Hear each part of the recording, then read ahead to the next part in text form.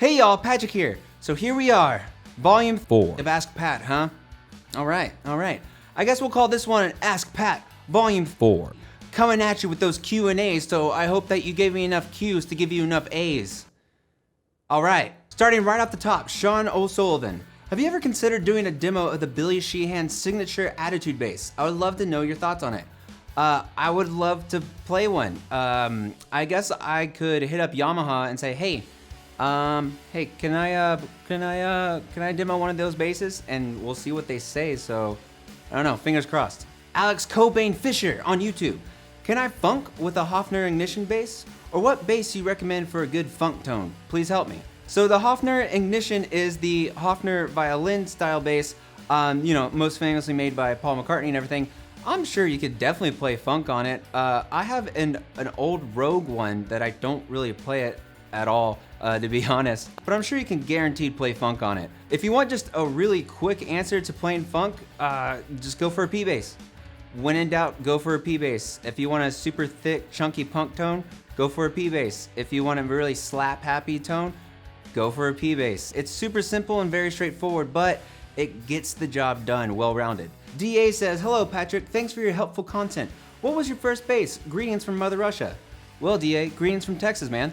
My first bass, if we're gonna go with the first bass that I really learned on, it actually wasn't my bass, it was my brother's bass. I think he was 13 or so I had to be around 8.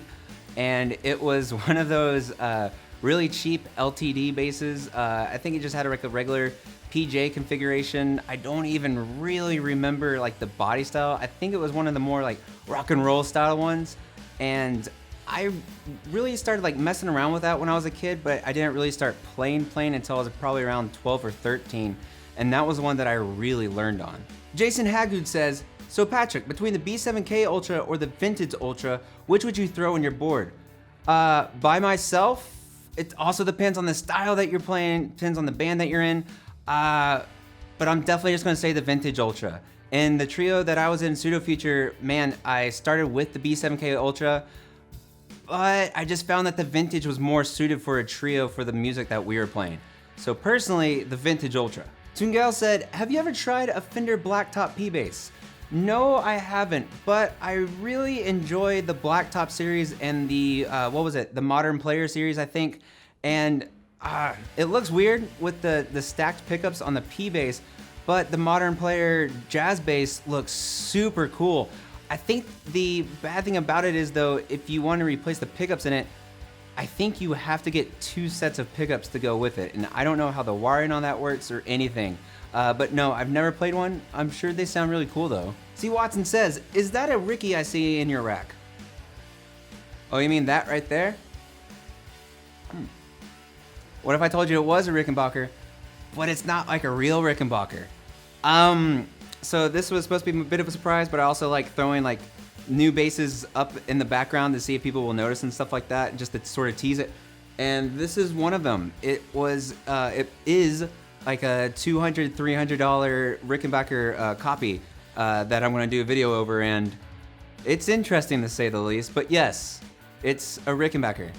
Asterisk, but not really. Sean Hendricks asks, do you have any suggestions for upgrading Ibanez SR series bass hardware? I don't have the first clue of what to look for in pickups and preamps, thanks. So I actually have an Ibanez SR 505, and after playing the comparison Dellinger a few weeks ago, I'm gonna hit up Fishman and see if their Fluence bass pickups would fit in that cavity, and if they don't, I'm just gonna route it out, I think. But I really want a pair of those Fishman Fluence bass pickups, and if they fit, they fit. If they don't fit, we're gonna make them fit. And then on top of that, I would really love to add the dark glass preamp inside of it too, because I feel with that sort of combination, it would be spectacular. I don't know if it'll work though, because active electronics as it is are usually not my forte, so this is really different. But I know for sure that with my SR bass, I'm gonna go ahead and tackle putting in a set of Fishman Fluence pickups in it. But I know Bartolini's are really good pickups, and I know Nordstrom's are too. Omar asks, what do you think about the Sansamp bass driver? It's awesome. I used to have one a long time ago, and that was like my first real forte into the, I guess, DI spectrum of the dirt side of pedals. And just because for the longest time, Sansamp was sort of like the only thing on the market to really play around with. And so when I got a Sansamp, man, it was awesome. Just changed everything, made everything super thick, super gritty, super nasty sounding. But then I had my first chance with a dark glass and I haven't looked back since. I have tried to contact Tech 21 before. It's not that I hate Sansamps or anything like that at all, because I have wanted to test a few separate Sansamps and different Tech 21 pedals on the channel. They just haven't gotten back to me yet, and I don't really have the budget to go out and buy pedal after pedal after pedal to go ahead and demo them. So yeah, if you know anyone at Tech 21, tell them to email me. So Jake asks, what is your desert island rig? I'm just gonna say it off top as it comes, so we're gonna just throw stuff on screen and see how it works. Dark Glass Alpha Omega 900, love the drive on it, love the head as it is in general, plus all the extra added features to it. We'll go with the Dark Glass 410. Forget about it. We're gonna do 2 Dark Glass 410s, because why not? Let's do my favorite jazz bass that I have, because I love that bass more than life itself. We'll throw in a wall bass, because why not? Let's throw in a classic Gibson RD bass. Let's only do one more, Ernie Ball Cutlass, because those are sick. In terms of pedals, as many as I can pick up, but a lot of chorus, a lot of phasers, delays, Digitech whammy because you have to have fun like that, and of course a looper if you're on a desert island. Yep, that's what I got. God please help me. I love it. God please help me ask, can you slap? I can't. Just plain and simple, I'm not good at it. But just like with everything else with bass, I'm slowly working at it and seeing how much better I can do. So can I slap? Yes. Does it sound good though? No, not at all. Raph asks, favorite metal bassist? Let's do Cliff Burton, because dude's a legend and had fingers of absolute steel.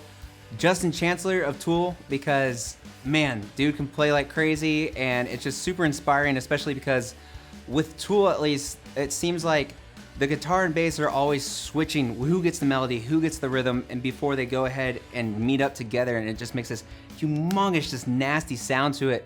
And then also Troy Sanders of Mastodon, because I absolutely love Mastodon.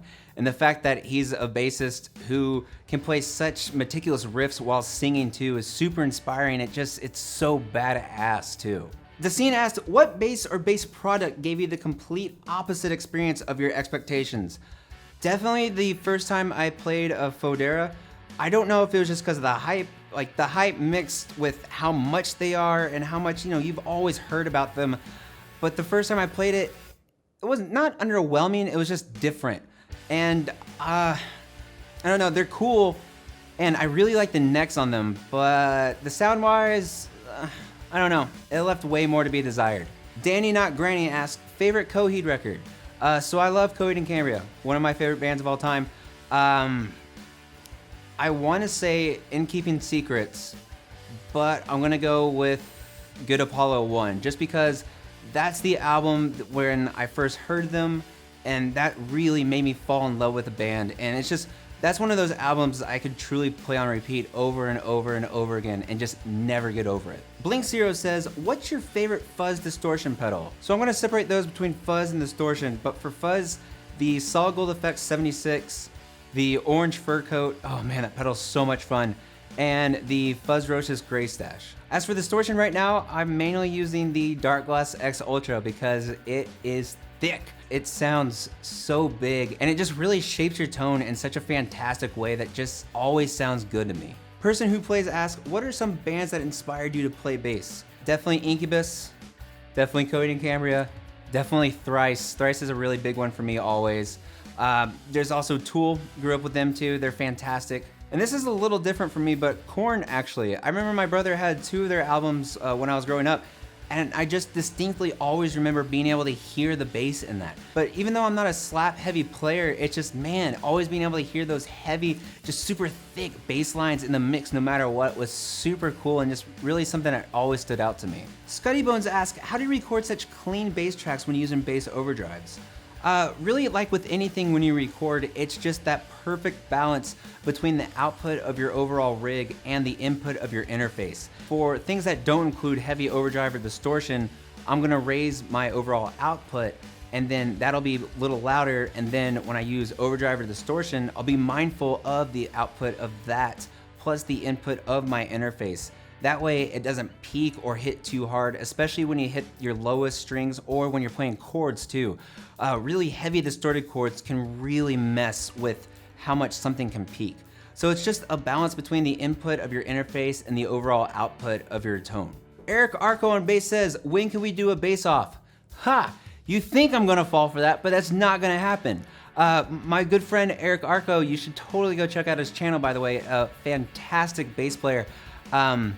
Yeah, I could do a bass off, but I don't know how it would turn out. And Eric is phenomenal. Jesus, he's such a good player. I don't know, maybe we should start doing bass offs. What do y'all think?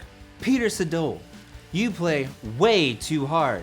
I do. Yeah, I'm a very, I guess, aggressive player. I don't know.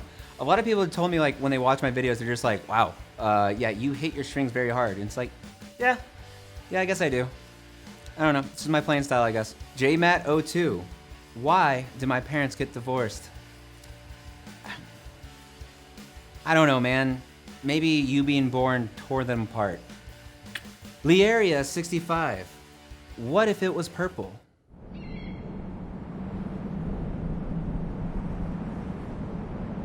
I don't know what you mean. Tom Harding, do you ever play standard tuning or is it always distortion? Yes. But that's gonna be it today. Thank y'all so much as always for watching. Thanks for all your comments, for all your questions and everything. Big ups to all the people who always send me hate comments. Mwah. Man, you guys are trying. You're really trying, but oh well, it doesn't matter. If you guys ever want to ask me more questions, head over to my Facebook page or my Instagram or my Twitter. Ask me questions over there. I try to do my best getting back to everything, but I'm not always able to, so sorry ahead of time. But yeah, thank y'all so much for watching as always. Go ahead and subscribe if you haven't. And if you want to be like these beautiful people right over here and help support the channel, head over to my Patreon page for things like, I don't know, early access to videos, gear giveaways, and more. But thank y'all so much for watching as always, and I'll see y'all next time.